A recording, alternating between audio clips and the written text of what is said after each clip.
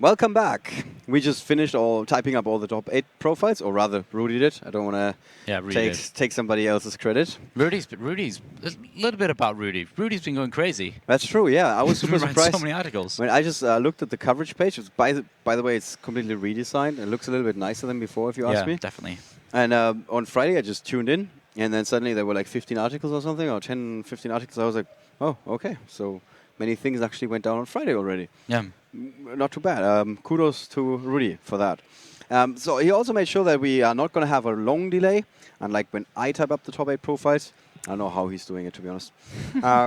So we can now start with our top 8 match, which is the most important match of the day. It is the most important match of the day. Why is it the most important match, Ollie? Because the top 4 players are flying to Orlando. Exactly. Why are they randomly flying to Orlando, Ollie? Because they have to fight for Europe in the World Championship. Yes, they do. This is the exact wording. Right. And we said we have a little bit of a rematch here. Yeah. Between Germany and France. Yeah. And different type of rematch. And also between 2 decks that we've seen a couple of times this weekend. Yeah, Monarchs and Pendulum. Right. Is this going to go one way or the other? What do you say? Well, I mean, I've been back in Pendulum the whole time, so I think it's Who is our Pendulum player? That is Samir. Yeah, Samir. Samir Bacher from France, and he's going up against Sven-Ole Wegner from Germany. Yeah. We can actually take a look quickly who these guys played in the top 16, because that's interesting, of course. Yep. Samir Bacher actually defeated Joshua Schmidt. Good thing I looked it up. Yeah, so he just knocked him out. And Sven-Ole Wegner went up against Jonathan Rogers from the Netherlands with Cosmo. We heard that the country breakdown actually favors Dutch players all of a sudden, which, like, throughout day 1 and day 2, we said, oh, the Dutch are going down, and relatively speaking, suddenly they aren't. Well, we are a few minutes behind the main event. The other 3 matches already started. So with that, let's take you to the table where these 2 guys are ready to get their game on and duel it out for who's going to advance to the World Championship.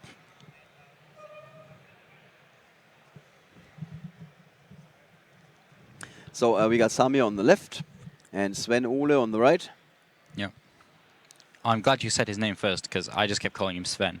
That's fine. I don't think he's going to mind you not using the second name. Don't you have a second name? Me? Yeah. Yeah, my name is Anthony. Oh. Luke Anthony Withington. There we go. Yeah. It's pretty fancy, eh? It kind of is, yeah. Yeah. Yeah, it makes you think of Mrs. Stark. Yeah. Yeah, actually, I did think about changing my name to Tony when I got older. It's something you're considering, yeah? Yeah, I just need to grow a goatee and make a load of money and build an armor for yourself. Yeah. All right, there we go. So things you do in your free time when you're not commentating Yu-Gi-Oh matches. Yeah, you got to build that cyber suit. All right. So we got an opening that gets at least a 5 on a scale from 1 to 10. Yeah. Thanks to Sky Iris. Yeah, Sky Iris is really good. Which might as well be the best card in the deck. Yeah. See, I'm just recycling quotes from other people all day. I know. My job is so easy. You're just saying what I said earlier. Yeah, no, but it makes me seem smart. Yeah, but now I've got nothing to talk about. It's unfair. Right, let's take a quick look at Sven's hand. He does not have a maxi, which was clutch in the last match that we saw on the stream. Yeah. So he basically has to watch his opponent do what the deck is doing. Yeah. How's that Kirin card looking, Ollie? It looks mighty fine. I heard about this card when Joshua Schmidt was in the post-game interview. This is kind of ironic, considering that Joshua Schmidt lost to one of these 2 guys. Yeah. But Joshua Schmidt said, yeah, Burning Abyss, I just play Kiran, and then I win the game. Yeah, Kirin is really strong. Untargetable, indestructible. It's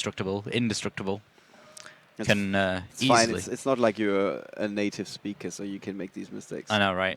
I'm from the north. It doesn't count at all. Right. Yeah, every time we want to fly into one of these events, we have to make you cross the wall first. Yeah, You have no idea how expensive that is, guys. Yeah. You were saying about the paperwork in the city tour. Right, yeah. I need more than paperwork. In case you're wondering, the other top 8 matches that we have, we got Finn Bakewell, which we did feature at some point this weekend. Yeah. Going up against Czech Verma. He's going down a treat. It is. There's a Pendulum mirror match. Then we get Rafael Neven, a former Dutch national champion who does not want to get get featured on the stream. Oh, he told you as well. Because he always loses on the stream. Yeah, he told me. Okay, he just made he went extra safe. Yeah, but speaking of people that want, he's going up against Carmelo Butglieri. I think there's a misspelling there. Who's playing Burning Abyss and who's German. Then we got Alpay Engin with Fire King Cosmo going up against Lorenzo Roma, who we just saw in our other feature match. Speaking of people who don't want to get featured, Lorenzo said he does not like the feature match. I convinced him to come over, and I told him in quiet, you're going to win. And that's what he did. So if Ollie comes up to you and says you're going to have a feature match and you're going to kick some butt, you should do that, and then you're going to go to Worlds. Right. Yeah, so we can't really iterate enough over this fact that the winner of this game is going to go to the World Championships. Right. There's our first highlight of the match, I guess, with an Effect Veiler coming down. Yeah, that's pretty big. And making sure that Sven-Ole cannot go off, so to speak. Yeah. It's a little... there was a time when we saw a lot of fusion cards, or fusion spell cards, just 1 year ago. And they came in all sizes and variants, and yeah. All right. This is a very careful way of shuffling your opponent's deck in the middle of a game, to be honest. Talk about dedication. Yeah, I remember at the World Championships in Rimini, there were shuffling rules, and you had to pile shuffle your opponent's deck every time. Every time? Every time. Wow. But I think that's one of the reasons why the match, or the time for the round was 60 minutes by default, I think. No, that was in the... oh, yes, sorry, yeah, in the World Championships. Yeah. They say you have to shuffle a bit more, and that's why we give you some extra time. Yeah, some very special rules at Worlds. Yeah, Worlds is a tournament like no other. Yeah. It's unique. I like that. Tournament unique. Yeah, it is. All right. There's the monkey board. Probably going to go search for the Skullcrabat Joker. He's still got his normal summon. Oh, he seemed to have get a lizard draw. Oh no, he's going for the Crobat Joker. That's the first time I've seen I've taken note of that being a common one from the starter deck, rather than the super one from Astral Pack. Yeah. So he's going to go continue searching, just build up his forces here so he can perform a huge Pendulum summon. Yeah, obviously he's going to get the Pendulum Sorcerer so he can get his scales ready for next turn as well, just in case there is a next turn. Yes. So Sven here doesn't actually have any response to this at all. So when you say in case there is a next turn, there is a very high chance that there is not going to be a next turn. No. So this is perfect play here. He's going to put the Joker in the extra deck so that he can summon the Vortex. He's still going to get it in defense mode. So he's not going all in? No, I don't think he's going all in here. I mean, the defense mode would suggest he's not going all in. Yeah. Right? Yeah, especially he's foregoing the 2,500 attack points that Vortex Dragon has.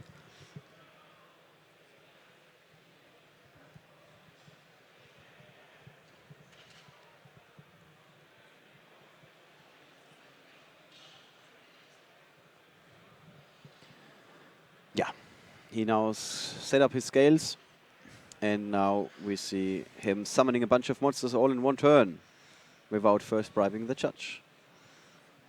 Yeah, so here's the Pendulum Sorcerer's effect activates, triggers. Yeah, and that is it. Yeah, it. He sees the writing on the wall. Yeah. I can say it in this one occasion. That's perfectly fine, I think. Yeah, even without that, with the setup of the Unicorn and the Pendulum Sorcerer, that was really, really good. Right. Because he was able to just boost the attack of his monsters through there. Right. That was really good. So Samir Bacher, one game, not one match, one game away from flying to Orlando to the World Championship, being among the top 4 in the world for this year. And look at him shuffling. And Sven-Ole looks a bit down. Yeah. And Samir is not celebrating yet. He knows that would be too early. So let's look into his side deck here. Yeah. 3 Solemn Scaldings. Interestingly enough, Samir is only playing 1 Effect Veiler in his main deck, and that was the card that basically helped him really win that game. Yeah. Plays 2 more in his side deck. Are those going to come in here? They've got to, haven't they? I mean, they just won him that first game. Yeah. Again, we talked about this before, that Samir here is he's gonna think to himself, okay, what's going to give me the best chance of just kind of winning a game. Yep. It's going to be the effect veils going in. Even if he ends up being told to go first, still, effect veils go in so that he can maybe get that lucky shot on an Edier that's just going to win in the game. Right. We got a semi-international top 8, 5 different nations being represented, 4 Germans. So they did prevail in the end, even though Italy was chasing them hard. Yeah. Lorenzo, who speaks perfect German, by the way, it's always super distracting for me. Lorenzo Roma, with the most Italian name that I could think of, to be honest. Samir Bacher, of course. Maybe it's Bacher. I don't know. I'm really bad with French names, to be honest. French player. We got Raphael Nevin from the Netherlands and Finn Bakewell from the UK. And there's one German player in every single match. Yeah, which means after this round we might have either 4 of them or none. Yeah. Everything goes.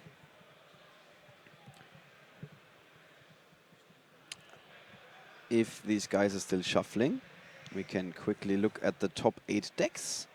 We have 3 Pendulum decks all of a sudden, and Phantom Knight Burning Abyss, who used to be the most popular deck the entire weekend. It's just 1 player with that deck. I'm sticking to my prediction. Half of the field is the decks that I predicted to win. Not bad. I'm feeling good about that. I said Fire King Cosmo.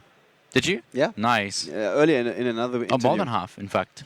Yeah. 3, 4, 5. 5 of the decks. Wow. It was really strange because right at the start of the tournament, I just had a weird gut feeling. It wasn't like it was calculated in any way, but just I thought Pendulum's going to win for some reason. It was so strange. Well, let's see. Fire King Cosmo actually is in the hands of a very capable player who might go all the way. Yep. That will be Alpay Engin. Runner-up in the French National this year. All right, who's the favorite of winning the second game? Is going first such a big advantage that Sven-Ole is going to definitely win this game? Well, I wouldn't say it's definitely going to win this game, but it certainly helps a little bit. That was a very strong handshake. Sky Iris again in the opening hand of Samir. Wow, Sky Iris just solves problems in hands. There's the Monarchs Stormforth. Yeah, and then I saw only 1 monster, but I didn't see what it was. Oh, I think it's Lazuli. I think he's drawn Lazuli. Oh, that. Oh, sorry, not Lazuli, Garnet. Oh, it's Ether. Okay. Ether. I just see golden, and I couldn't tell what it was. Pantheisms. Yeah, your skills of observation continue to serve you well, Mr. Withington. Okay, double Pantheism. So he's gonna probably pitch the Stormforth. Hopefully draw. Oh, I drew Garnet off that. Oh, this isn't shaping up to be the best hand for Sven-Ole here. Let's take a look at the other side. I drew Flash. No, that's not Flash Knight. What the hell? I was like, why did the Monarch player draw Flash Knight? But that's not the case. Sky Iris. What did he get? Oh, he got an Erebus. Okay. So he's got some. He's got some plays here. Some no, game he's going. got some plays. Yeah. He's got no fodder to tribute, however. Okay. He's gonna take. He's got Prime Monarch. Prime Monarch now. Yeah. So he's gonna search that. It's the German version of the card. The Erste Monarch. Does that mean like first? Yeah, it does. Yeah. You cannot always translate them literally, and sometimes you have to, because the coordinates of the translations say it's really important that this card is basically 1-for-1 the same thing. Mm-hmm. And then you also have your fan base, people like Markus Kölsch, who know every little anime thing, and then you have these new something coming out in the future, and the starting letters of the 5 cards that belong together are going to be forming the word shark or something in English. Mm-hmm. And you're like, and then you translate them, and you don't think about it. You just translate them like word for word for the most part. And then he's like, yeah, but the 5 starting letters of these 5 cards don't make up the word shark. And you're like, see, I didn't even know that this was a thing. Yeah, I didn't watch every anime episode like fanatically, to be honest. And yeah, but fortunately we got some people who help us out on that. So there we go. Let's see what gets taken away from him here. Yeah. Let's hope it's not the Sky Iris, because that would make his hand a whole lot worse. That would be a fatality. It wasn't. Oh. So not too bad. As long as it wasn't the Sky Iris, then he's still in pretty good business here.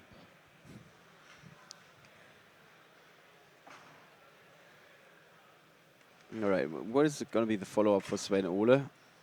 I mean, you said his hand wasn't great, but now it's slowly shaping up. Yeah, I mean, the Pathyisms turned his hand from basically A 1. a look-based drawing some great cards. We see a Kirin ending up in Samir's hand. Yeah, so we got Kirin, Lizard Draw, Sky Iris, Flash Knight, and Odd Eyes Light Phoenix. I love Flash Knight. It looks so cool. Okay, so Sven-Ole has the Twin Twisters. Yeah, he's got those set. That could be, like, theoretically speaking, that could be big at the end of the turn, but oh, actually, right now it could be big. Yeah. I stand corrected. Yeah, well, he's not going to be able to play Sky Iris. Yeah, that was definitely an important move. Yeah. Yeah, I'm pretty sure that's not how that works. I'm pretty sure that Kirin would stay. Okay, I guess not. But he's got 2 more scales. And Lizard Draw.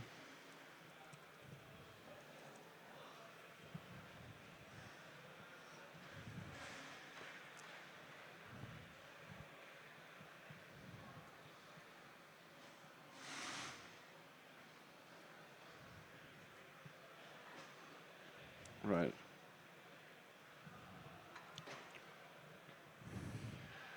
There we go, and Samir setting up his field here. And I think that was him passing play. With that little indication. And there was a bit of a noise outside, so somebody won. Yeah. Yeah, my bad. The Sky Iris only protects... it doesn't protect Majespecters, let's put it that way. Okay. He's still able to make a decent Pendulum summon here.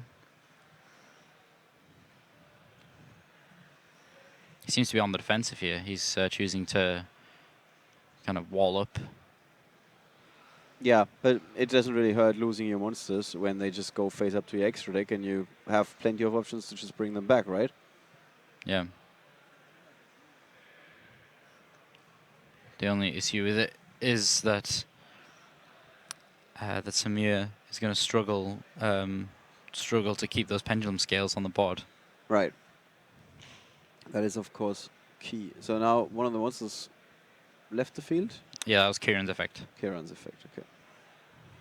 Now, at first it looked a little like a take back, to be honest, because we also saw the judge having... No, does it? Pointing there. Okay, now it gets... Oh, no, I think they just passed play, just summoned it again, and that was the attack. Okay. Yeah, that makes sense. That means Samir is pulling ahead. It looked like they were taking down the life points, and suddenly the Prime Monarch is coming back. Yeah, there's some weird stuff going on here. So the question, I guess you would do that before the attack concludes. Yeah. At least the life points haven't changed so far. Then it seems to be Sven-Ole's turn again. And he's got to break those scales. He's again looking at his graveyard. That is a very trendy move. Got a brilliant fusion now. How many garnets does he play? He plays 2 garnets, so he's still okay. He can still play Brilliant Fusion. Unless he sided one out, that would be disastrous.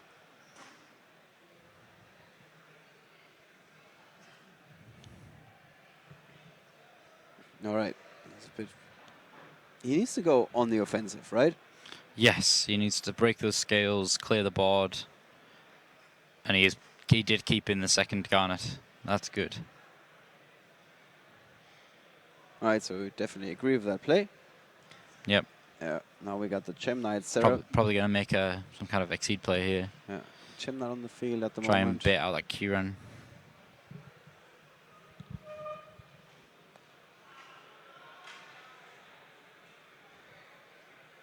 And Samir again playing without cards in his hand. Trishula's got nothing on me.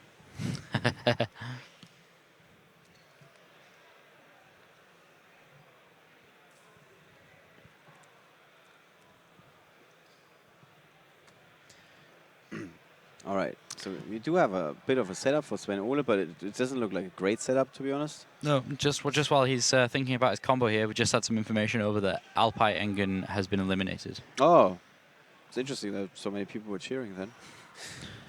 You would think he has some more fans here. Yeah.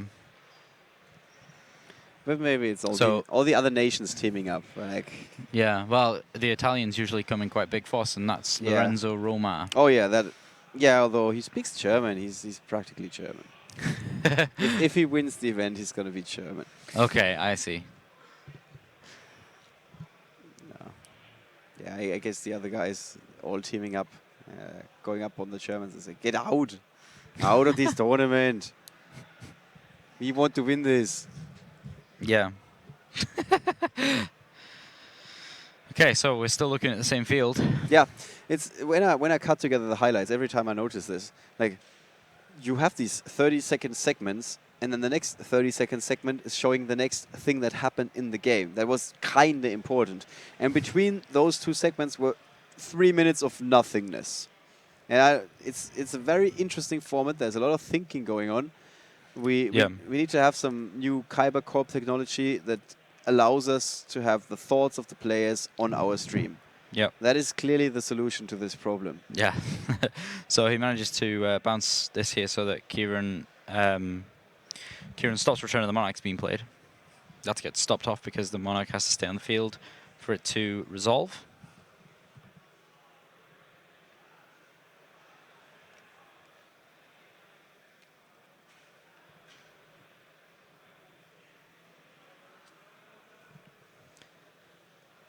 All right, and for the less experienced viewers, who is currently winning this match, Luke?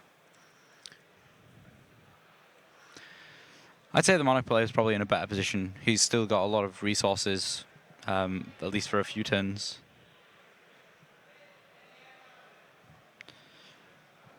He's... okay. I think it's once per turn.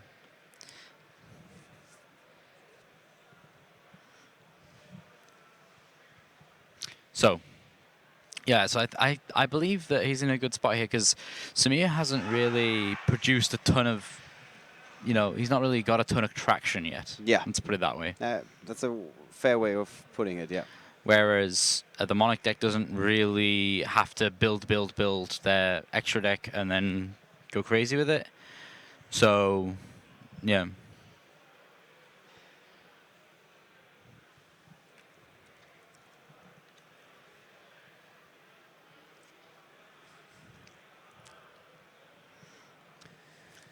So somebody just asking in the chat there are 4. What? 4 players who go to... yeah, that was a really terrible explanation by me. There are 4 players from the European territory that go to Worlds.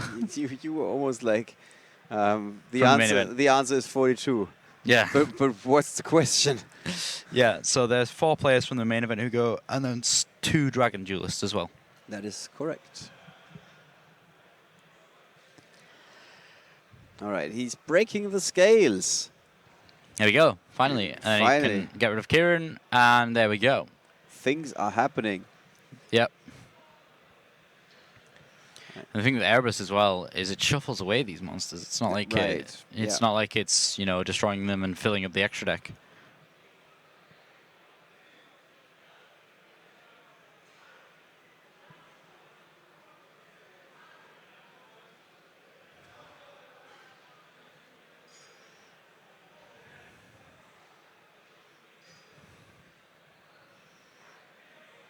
Okay, so the players are trying to figure out if the Prime Monarch's already been used, I guess.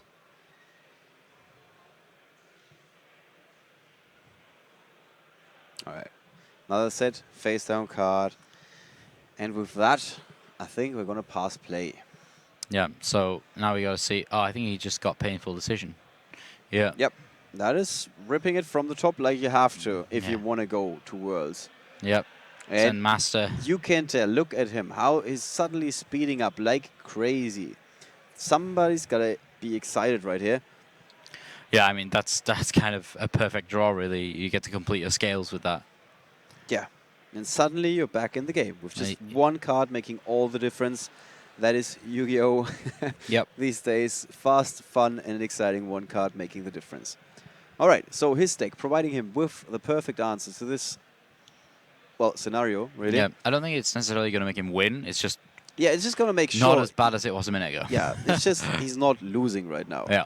Which is almost as good as winning. Yeah, I say this all the time, that the OCG players play very differently to us. We play to not lose, right. Whereas the OCG players, they play to win. Yeah, they do. It's a big difference between the two play styles. Now, I agree 100%. I've seen this a couple of times. When back in the days when you had only a few ways to gain a card advantage, something like a Snatch Steal, and then I've seen OCG players, they immediately put down the Snatch Steal, try to attack for game.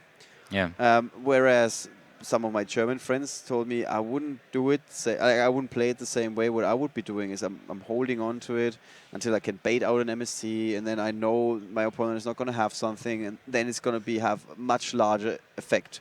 Yeah. And sometimes people were finding themselves on the losing end of things. Yeah. They had a face down Sakuretsu armor. That's that's a while ago. Yeah, and the opponent was using Snatch Steal on their monster, and they would not activate Sakuretsu and wait for their MST and take 3 hits until they finally activated Sakuretsu, because otherwise they would have lost the game. Yeah. Just hoping to draw that other card that would give them that little +1 that could make all the difference. Yeah. Back then, advantage of one card was a big deal. Yeah. Nowadays, you need 1 card to complete your scales, and then you can summon 5 cards to the field. Yeah. It's a different world. Yep. For better or worse.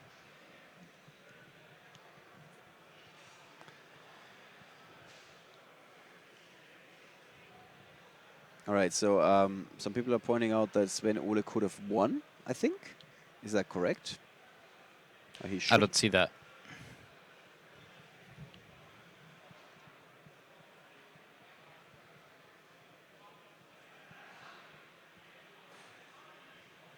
All right.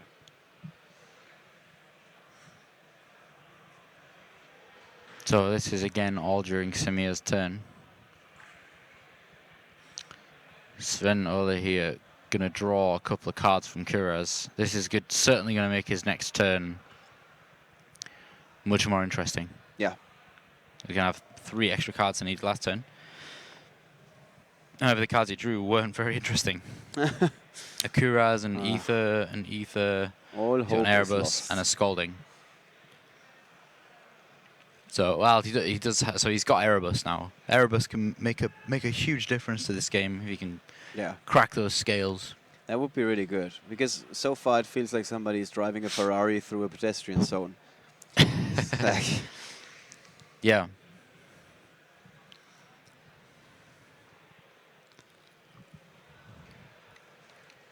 Yeah, now we have a topic has been switched in the chat, for better or worse. Why does America have 6 players? Why does Europe only have 4 players? Might have something to do with the fact that the North American continentals has a few more players than our continentals. Yeah. When I say a few more, I mean more than 1,000 more. So the scales have been cracked again. Dreams have been shattered. But Samir is not giving up yet. He's still feeling like he's, well, maybe not he's got this, but he's hanging in there. Yeah. I think it looks like Sven's going to win this game. He's got board advantage, and he's got plenty of cards. Yeah. Well, what is a card that could turn this around for Samir? Monkey board. Mm-hmm. What else? Joker. Okay. 2 out of, I don't know, 20, 25, I guess. Joker, monkey board. Maybe an extra Kieran might help. Luster Pendulum, that's pretty good. I don't think he's got any Flash Knights left, though.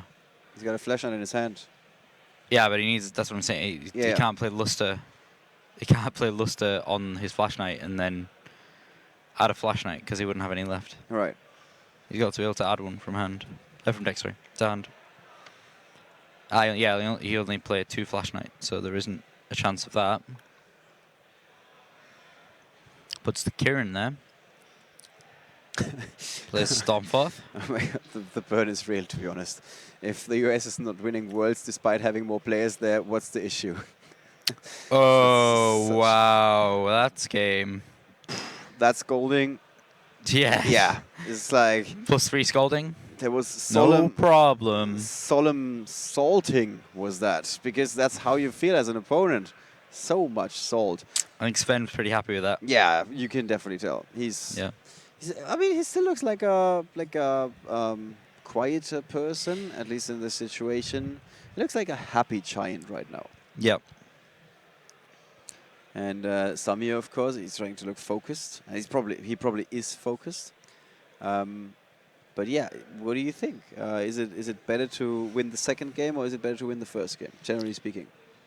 I think it's better to win the first game. Okay. Because then you can take so many risks in the second game. Oh, okay, yeah. That's a fair assessment, I guess. But now he can decide who goes first in the last game. That's also a pretty big deal. Yeah. How clutch is it? Because when first the rules change was announced that the player who goes first is not drawing an extra card, people said, yeah, nobody wants to go first anymore when this is going into place, basically.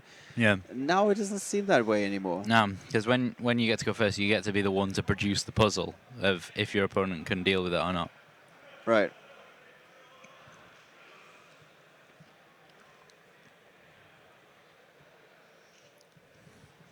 Yep, there goes that scolding.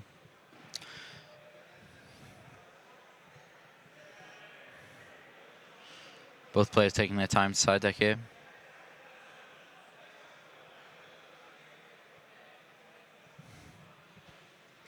Oh. See, I didn't even see that. What's that? People, see my little figure of speech with the Ferrari and the pedestrian walks, and I was not talking about running over people. I was just trying to say you have a strong engine, basically, but you cannot make the most of it. Because, oh. That's what I got from that. I guess there was in really bad taste, considering what happened just a few days ago. I, of course, did not refer to that, guys. I don't watch the news.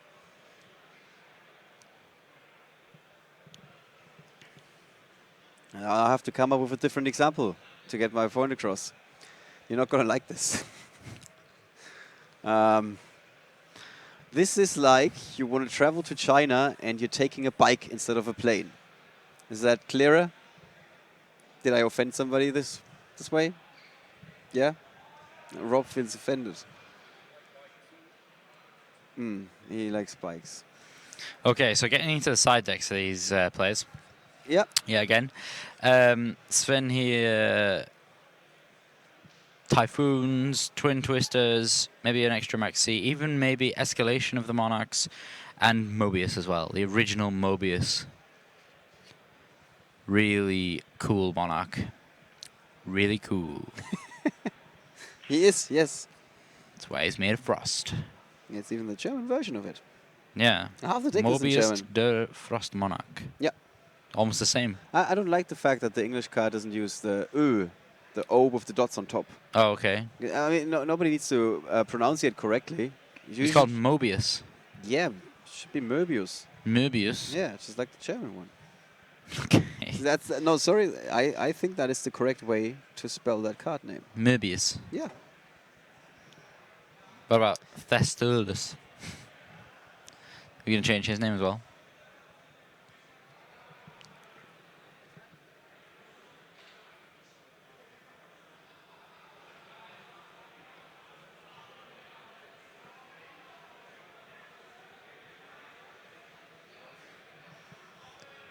Okay, so the final match, Samir here, big handshake coming out. Really happy as Larry here to just be having this opportunity, I guess. Yeah, it's a little bit of a preview of what we're going to see once the match is over, at least for one of these two guys. The other guy, probably not so much. He's going to feel really, smashed, I guess. Yep. But the winner is going to rejoice. This is a little spoiler alert right here. Yeah, so whoever wins this match is going to Worlds. Whoever wins this single duel is going to the World Championships in Orlando, Florida.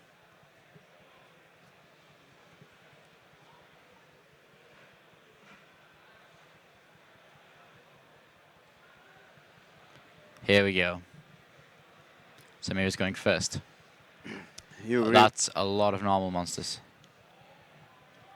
That's quite a few normal monsters. I don't think there's much to be done there. There's quite a few too many, isn't it? Yeah.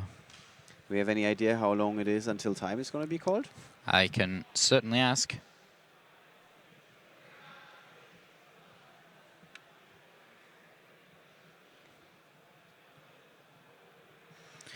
Just another update. Raphael Neven from the Netherlands. Yep. He was eliminated. Oh, I like Raphael. Sorry. Yeah, he's cool. So he didn't have his moment on the stream. No. Good thing we didn't feature him. He would have blamed us. Yeah. Hey, everybody loves to blame us today. You are now being offensive, Luke. That's what the chat says. Am I? I don't know what this is referring to, but I'm pretty certain they are right. Okay. What did I say? Don't ask. Honestly, don't ask. Sometimes you're surprised what people think of what you try to say. I didn't even say any words. Is not a necessity to offend somebody. Okay. All right. Despite the fact that he only had monsters, he still got some action going on in his first turn. Yeah, well, yeah. It's not that he wouldn't have any action, just that it's not perfect. Yeah. On a scale from 1 to 10, how would you rate this opening? It's definitely not a 7. It's not a 7. It's not a 7. Guess we can go into... Yeah, this is the first time we see this on stream, I think. Number 38, Hope Harbinger Titanic Galaxy. I think you're prepared for this match.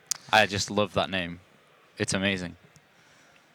Hope Harbinger Titanic Galaxy. Hope Harbinger Dragon Titanic Galaxy. Even more! Yeah. Hope Harbinger Dragon Titanic Galaxy. Did I mention that? Oh, wow. Woo. What? Whew. Did you see that? Sven-Ole just immediately scoops up. That is it. Samir with his opening wins the match and goes to the World Championship. Look at him. He's on his feet. Yeah, he's got the wrong shirt because he's not going to Japan. In fact, he's going to America, to Orlando, Florida. And Sven is taking it with a little bit... the judges immediately updated the app, so I can't even tell you what he had. I remember he had an effect veiler in his hand, but that's pretty much all that I could make out. Titanic Galaxy! Yeah, it definitely paid out for you to learn that name. Wow. Yeah, we see our volunteers that are usually operating the app, not Ryan, who's still there and making sure that he can help Sven-Ole get over this. Andreas coming out and he just says, what just happened? Finished. What was that?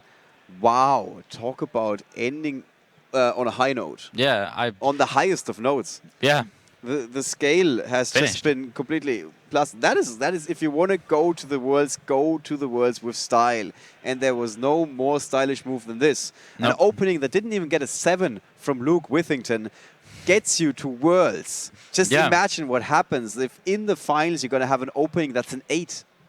That'd be crazy. Your opponent is going to basically fall over and give up right away. Yeah, well, yeah. They're going to just disintegrate. I think we have to work on your ratings. Yeah, I think so. To be honest. I think so. I just kind of pluck numbers out of the air, to be honest. All right, guys. Yes. We are going to hear from our new World Championship competitor.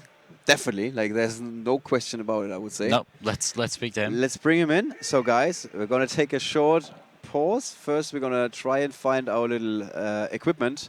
Like a harpoon or something, so we can try and hunt down the player who immediately left the feature match area to tell all his friends and the rest of the world that, yes, he is indeed playing in Florida. Yeah. And then when we got him back, we can do a little bit of an interview. And then we're going to be back with our top 4, with our semi-finals feature match, which we said at the beginning of this tournament yesterday, so many hours ago, it's going to be the most relaxed match of the day. Yep. You still stick with that? Yeah, well, I mean, they've got their spot. Why do they need to worry about it? That is true. I'm 100% with you. Okay, guys, don't go anywhere. We're going to be right back.